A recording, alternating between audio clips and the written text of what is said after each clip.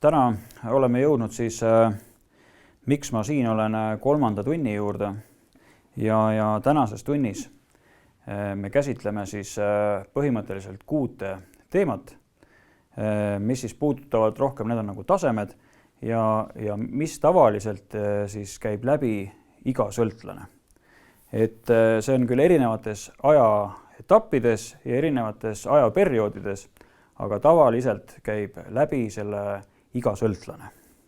Ja ma kohe alustuseks joonistaks ühe trepi, ehk siis sellise trepiastme, mida mööda me ju hakkame minema. Et alati minnakse altpoolt ikka ülespoole, mitte ülevalt poolt allapoole, et ma joonistan ühe trepi siia valmis. Nii, ja see on nüüd selline trepiastmestik ja me alustame siis kõige alumisest astmest ehk ja selle nimeks me paneme mäss.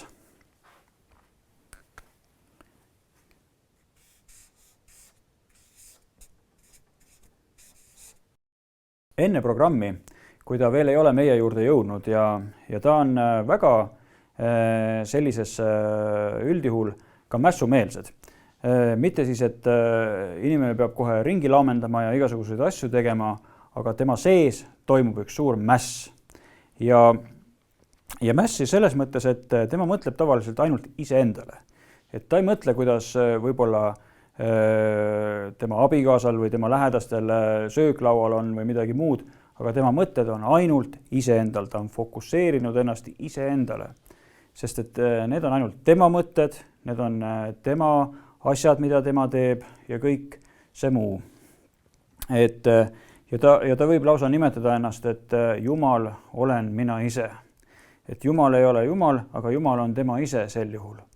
Ja ma mäletan väga olukorda oma elust, kus mul oli vaja järjekordset joogiraha, siis mind ei huvitanud üldse, kas külmkapis on süüa või ei ole, aga minu põhiline oli see, et ma saaks oma joogi kätte.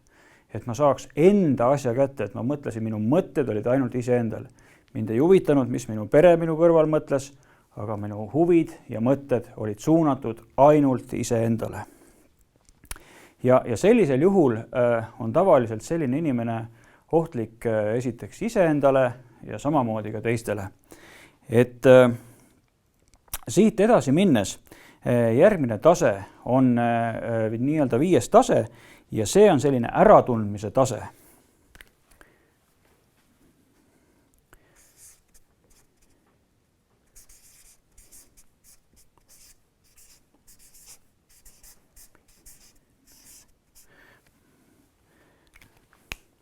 Äratundmine.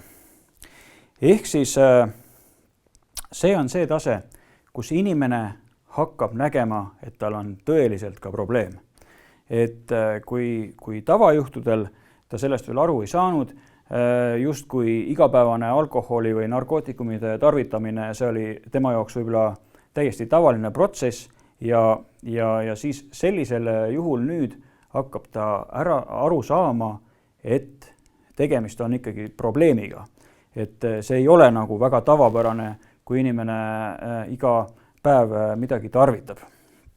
Ja siis see inimene hakkab nägema, et temal on probleem ja et kõik on samamoodi muidugi rikutud ja tema elu on juba läbi ja nii edasi. Ja siinkohal võin samamoodi näite tuua iseendast, et see ajavahe, siis mässu ja äratundmise ajavahe minul oli kuskil 20 aastat.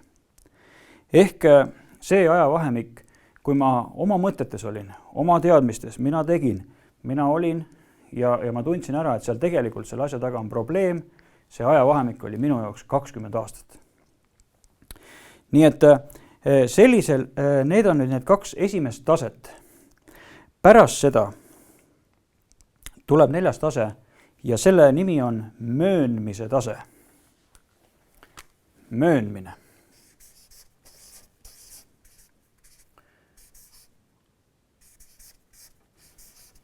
Antud momendile 4.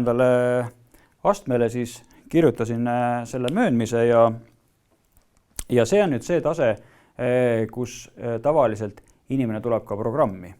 et ta on omale väga kindlaks teinud, et temal on üks probleem, et ta on aru saanud, et temal ikkagi see probleem on ja et ta ei ole veel selles mässu tasemel, et kus on tema ja tema maailm. Et seda me tavaliselt programmi alguses ka väga vaatame, et kas inimene on ikkagi alandlik ja kas ta tahab tõeliselt oma elu muuta. Ja seesama möönmise tase, see on tavaliselt see, kus inimene märkab, kui mitu korda ta on ühe ja sama reha otsa kogu aeg komistanud. Kogu aeg üks ja sama, et püsti tõusmine, püsti jälle pikali igat pidi ja jälle seesama olukord.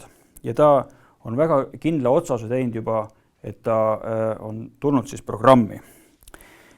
Siis järgmisele trepiastmele me võiks kirjutada vastutuleku tase, ehk siis vastutulek.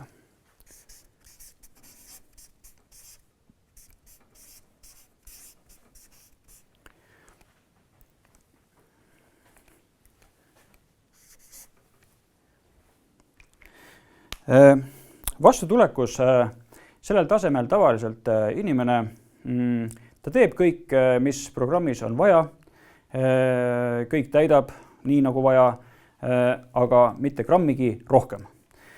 Seal on täpselt kuni sinnamaani, kuni on nõutud. Kui sulle öeldakse, et täida üks sõna, siis ta teeb ka selle ühe sõna. Aga tavaliselt on hea tulla ja teha see paar sõna rohkem, tulla välja oma kasti seest, out of box ja teha mõni liigutus rohkem. Et üldjuhul see ei kanna sel juhul vilja, kui niimoodi väga täpselt järgida seda asja. Ja minnes järgmise taseme juurde on siis nõusoleku tase. Ja ma kirjutan selle ka siia, siis on nõusoleku tase.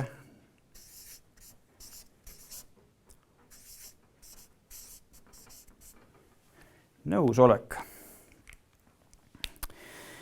Nõusoleku tasemel me võtame vastutuse selle eest, me võtame vastutuse sõltuvuse eest ja võtame vastutuse üldse oma elu eest, mis me oleme korda saatnud, mis meil on olnud ja me võtame ka vastutuse enda tervenemise eest. See on aeg, kus me hakkame juba rohkem aru saama programmis nendest asjadest, mis seal toimub, mis see täpsemalt iga asi tähendab seal ja tihtipeale alguses ongi, kui inimene tuleb, on seda väga raske nagu aru saada sellele inimesele, et seal on tuhandeid erinevaid meetodeid, igasuguseid asju, kuidas see asi kõik toimib, siis sellisel ajajärgul, ütleme, selle nõusoleku tasemel inimene on päris juba selgeks teinud enam-vähem need asjad, et mis need täpsemalt on ja kuidas need asjad nagu liiguvad. Ja nii-öelda meie tänane viimane tase, ehk siis esimene tase on alistumise tase.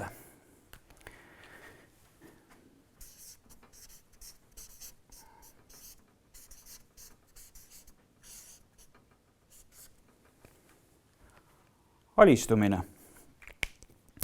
Alistumine on kahtlemata üks minu lemmiktasemetest ja seal on inimene juba selline, et ta on väga kindlaks teinud juba, kes on Jumal tema jaoks ja ta on ennast alistanud, ta on justkui alandanud ennast Jumala ette, tahes siis seda, et kuidas Jumal teda saaks parandada, kuidas tema, mitte tema ise, aga kuidas Jumal teda, kuidas Jumal on tema loonud, kuidas on tema teinud.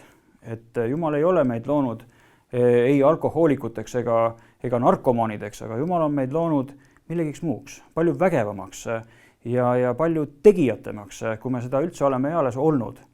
Nii et vägev on üks alistumise tase ja oleme kõik alandlikud Jumala ees.